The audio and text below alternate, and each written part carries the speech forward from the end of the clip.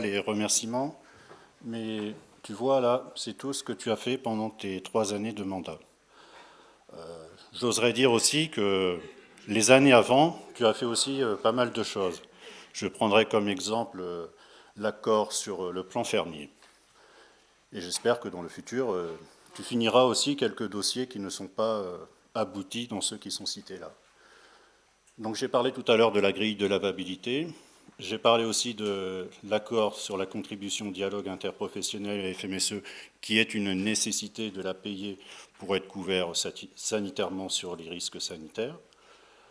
Ensuite, je parlerai du travail primeur. Alors, j'aurais pu laisser la parole à André Mingui pour en parler, mais je suis fier de ce que tu as fait parce que tu as vraiment remis la production primeur au centre du CNIPT.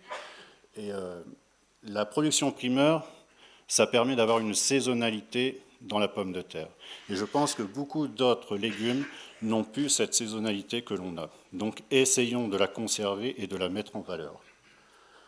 Ensuite, tu es visionnaire.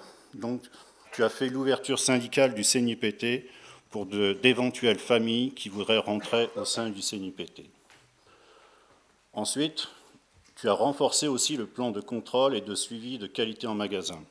Nous sommes, je pense, la seule interprofession à vraiment avoir un corps de contrôle digne de ce nom qui fait que l'on a des pommes de terre de qualité dans tous les magasins de France.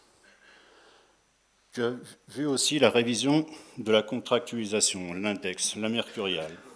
Moi, je suis de nature sceptique et je souhaite que cette mercuriale encadre bien les nouveaux contrats qui seront mis en route, sinon c'est la fin de la contractualisation. Et je sais que c'est un dossier qui te tient à cœur d'avoir des pommes de terre contractualisées. Ensuite, tu t'es attelé aussi au renforcement du contrôle de la cotisation. Le CNIPT doit aller chercher ses cotisations pour vivre et financer en partie la recherche. Tu t'es attelé aussi à la synergie avec d'autres filières, comme Interfeld ou Interbev. Justement, ces autres filières ont des atouts que n'ont pas forcément le CNIPT, et nous avons des atouts que d'autres filières n'ont pas forcément. Donc je pense que l'on peut travailler sur ces dossiers-là. Ensuite, tu as fait la conférence GIPT-CNIPT de l'année dernière qui a amené tant de débats.